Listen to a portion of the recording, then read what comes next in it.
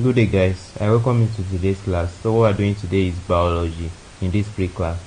So what we're going to be doing today is a topic called respiration.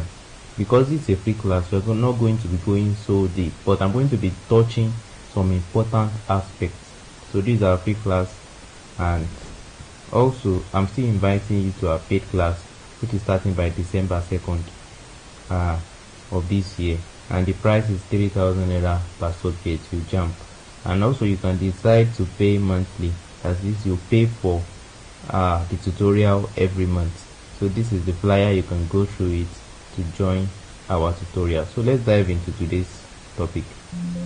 So what we're doing today is respiration. So respiration, firstly, before we start, you need to know what respiration is. What's respiration? So respiration is the process of, like, that is when you eat food, the main reason why you eat food is to break the food down so that the food can yield energy that you need. And this energy that the food that is broken down is mainly to liberate energy. That's catabolism. So respiration, it has to do with, it's not only dealing with breathing in and breathing out. We have two types of respiration. We have the external respiration, and we have the internal respiration. The internal respiration is the same thing as cellular or tissue respiration. Most of us, when they ask us what are the types of respiration, we are going to say anaerobic and aerobic respiration. That is wrong. If they ask you what are the types of respiration based on the presence of oxygen or absence of oxygen, you can say that. And even that, it will even be other internal respiration. But external respiration, it has to do with breathing. It has to do with what? Breathing. So if they ask you what's the meaning of internal respiration, that one, it has to do with the process whereby the oxygen that we breathe into the body is used to break down the food that we eat. That's internal respiration. So please don't make that mistake again. If they ask you what types of respiration, you are going to say we have external respiration, which is breathing, and we have internal respiration. This is like breaking down. This is the real respiration, because this one, it helps us in liberating energy. So I hope you understand. So let's define respiration. So respiration is the process of releasing energy. So you can see now we are not saying otherwise. So it's the process of releasing energy from the breakdown of glucose. So that is the main and fundamental definition of respiration. So respiration takes place in every living cell all of the time, and all cells need to respire in order to produce the energy that they require. So please take note of that. And what do we use all these energies for? We use this energy to carry our day-to-day activities, all the things we use our energy for. So all those working of muscles, growth of cells, and when you have an accident and your body is suffering of a scar or an injury, so that is part of what we use the energy for. You know that you have to like the wound that you have in your body, they have to heal. So those energy are also utilized in that aspect, and all the chemical reactions that carry out, that is taking place in the body, they all require energy. So let's look at the types of respiration. So I've already given you the types already. I said we have external and internal respiration. That's the types of respiration that we have. So please don't make that mistake. It's not anaerobic or aerobic respiration. So I hope you understand what I'm trying to say. So we have external and we have what? And we have internal respiration. I say external respiration is the same thing as breathing. So if I ask you what's the types of external respiration, that's where we have exhalation. That is the process whereby you breathe out carbon dioxide and you breathe in oxygen. Inhalation is the process whereby you breathe in oxygen into the body. I hope you understand. So that's just it. So that's internal respiration. So internal respiration is the cellular respiration that we normally talk. So this type, if I now ask you what's the types of cellular respiration, you can now tell me that we have aerobic and we have anaerobic. I think I have cleared this table now, because most of the students, they make mistake in this aspect. So when do we have aerobic respiration? When there is presence of oxygen. When do we have anaerobic? When we have absence of oxygen. That's when we have anaerobic respiration. So anaerobic, look at the word an. At times an means not. So if I say anisotropic, not isotrophic, so things like that, that term is too much for your level. So let's continue. So another thing is, now let's go to I'm not going to be going deep in this aspect. Maybe in our paid class we're going to be talking on this thing, because this is a paid class, it's just a teaser video. So let me go to some things that you need to know. So, and that's respiratory surfaces and organs. So that's what we are doing now. So we have respiratory surface and we have organs. So respiratory surfaces or organs are the media, that is like a medium, or in the plural of medium is media. Medium is singular, while media is plural. So are the media of gaseous exchange. That is, they are the place where the respiration takes place. Or gaseous exchange rather takes place, because respiration, we cannot say respiration is taking place in one place, but we can say we have respiratory organ. I hope you understand. So we can just say, that's why we are not using respiration here, we say gaseous exchange. Gaseous exchange is different from respiration. I hope you understand. So but we can say respiration is part of gaseous exchange is part of respiration. So they are the media of gaseous exchange between the organism and their surrounding. So that's just by the way. Now let's look at some organism and their respiratory surface. So please, this question normally come out from this aspect. I don't know, they like it.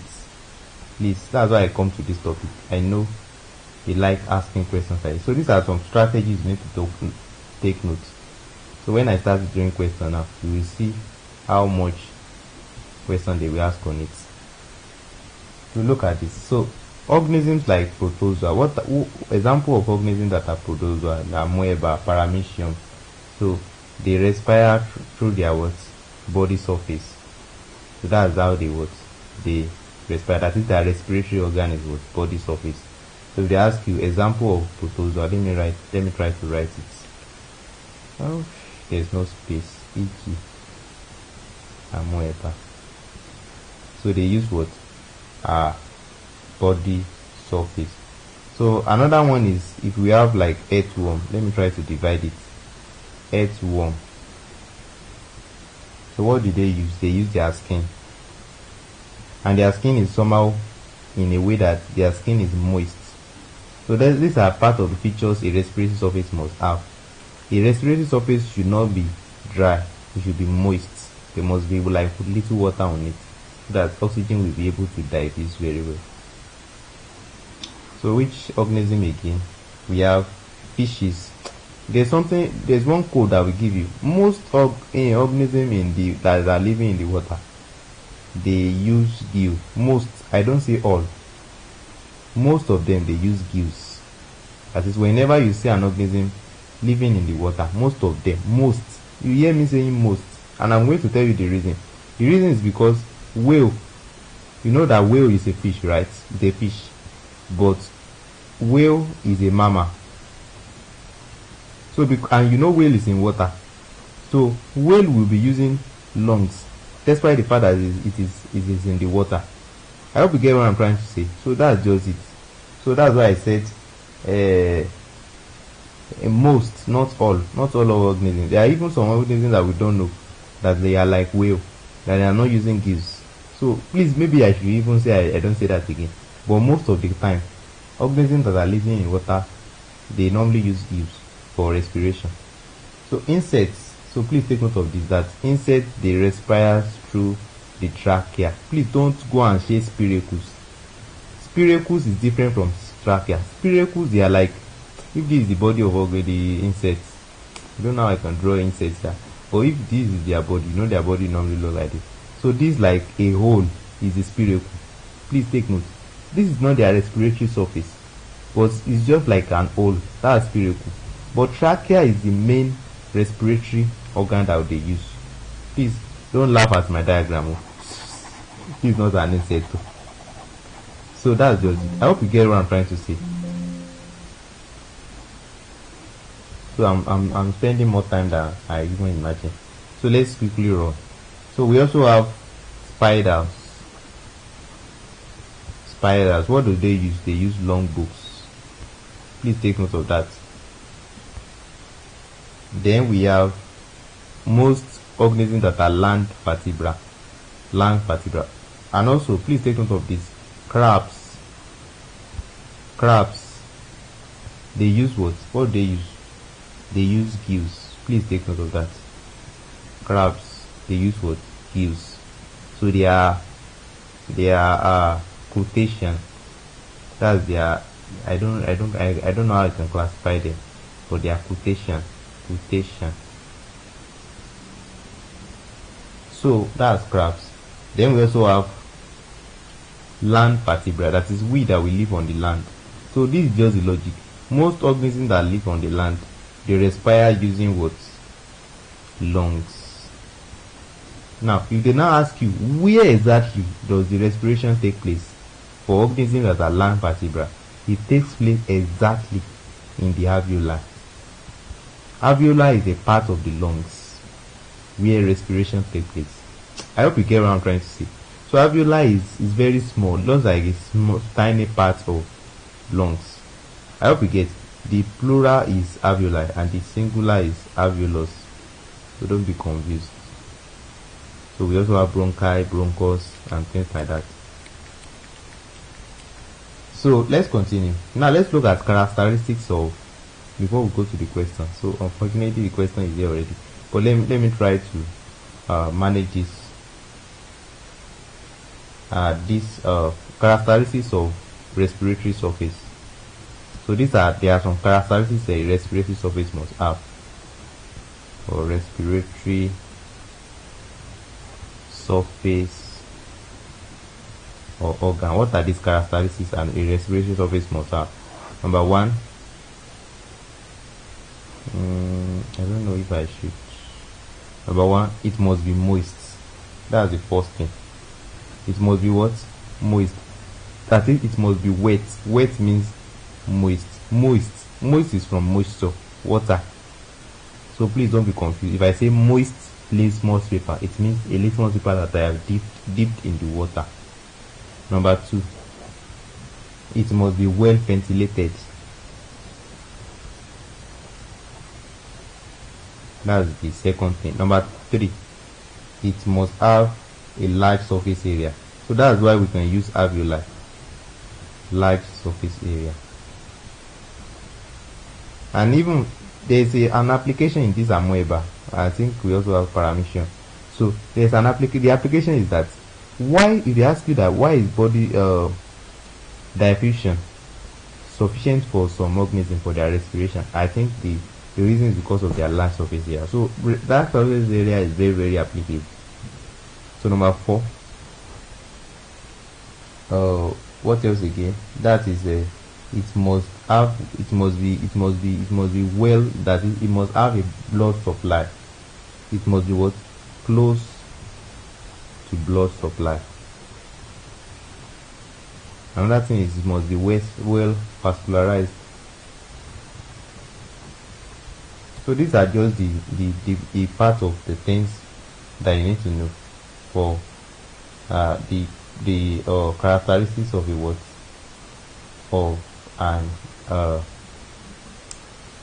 Of respiratory surface or organ. I hope you understand what I'm trying to say. So that's just it. So let's go to the questions.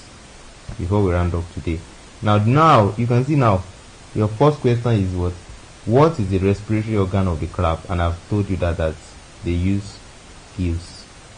I hope you get it. So you can see that this question is not something that I just kind of let us do that. It's something I know that it normally come out. So please be very take it very serious. Take it very serious. So number 2, a grasshopper respires by means of grasshopper. We all know that grasshopper is an insect. Please take note of these things. Grasshopper is an insect, and you know that insect, what do they use? They use trachea. But here they go and say trachea tubes. Yes, it's still correct. You cannot choose long boobs because long boobs is used by spiders, gills, fish, tadpoles. Lungs, we human beings will use it for vertebrates, land vertebrates. Antenna is on the insect. Even grasshopper has antenna, but antenna is used in sensing smell. It's just like that's why they call it antenna.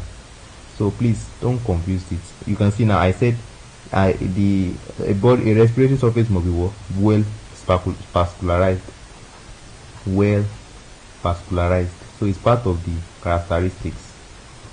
So the video is even getting longer than I expected. So identify which of the following are characteristics of the vertebrate respiratory surface. Number 1, it must be moist. That's correct. It must be vascularized. Yes. It must be semi-permeable. But number 4 and 5 is wrong. It must not be freely permeable, because not everything should be passing through our respiratory surface. Dry. Your respiratory surface, if it is dry, there's no way oxygen will be able to diffuse. So number 4 and 5 is wrong. So our answer is what? Option A, 1, 2, 3. So that's just it. So let's go to number 4. In the mammalian respiratory system, exchange of gases occurs in the what? You cannot choose lungs. Exchange of gases, it occurs in, they don't say the respiratory organ. They are talking of where the respiration occurs, the main place. That's what they are asking you. They are not asking you respiratory organ. So these are part of the things you need to know when asking question. Please take note. So your answer will be alveoli, because alveoli is a part of the lungs where respiration occur or gaseous exchange occur mainly. Don't let us be saying respiration, but let's say gaseous exchange. So that's alveoli. So long boobs are used for respiration in what? We all know that it is what? Spiders. Number 6, gaseous exchange in aves. So aves, they are birds. They fly in the sky. So they normally have some air sac in their body. So that's where respiration, gaseous exchange. Please, I don't know why I keep making that mistake. Gaseous exchange occurs. So the answer is what? Air sac. So number 7, the main respiratory organ of whales although it is swimming in water, but whales is a mammal. That is, they are like human beings. They are all those rabbits, goats. So they have the same characteristics. So because they are mammals, they respire through using what? Lungs. So gaseous exchange in the bony fish, you know that it is fish in the water. So you know I said they use what? They use gills. There is lateral lines on the body of fish. Of course, there is lateral line on the body of fish. That is for like detecting vibration. This is the lateral line. Don't mind my diagram. So this is like detecting vibration in the water. For example, if you want to if you come to the side of a river, the fish is going to detect your presence if you disturb the area of that water. If you disturb it, so the lateral line is used like to detect the sensation around. So those are part of adaptation. Nostrils, that's for smell. So skin, no. So it's used gills. So gaseous exchange in tadpoles. I said tadpoles. Tadpoles, they are like young toad. It is tadpoles that develop into toad. So, but tadpoles, they are known to be living in water before they develop to toad. So in the meantime, they will be using gills. So answer here is what? Gills. So that's for today's class. So I'm still inviting you to our paid class. You can join our paid class, which is starting by December 2nd, and have access to topic-based tutorial. This is just the tips of iceberg. What you'll be learning in our main group, in our main jam tutorial, is even more than this. Thank you for watching. God bless you. Bye.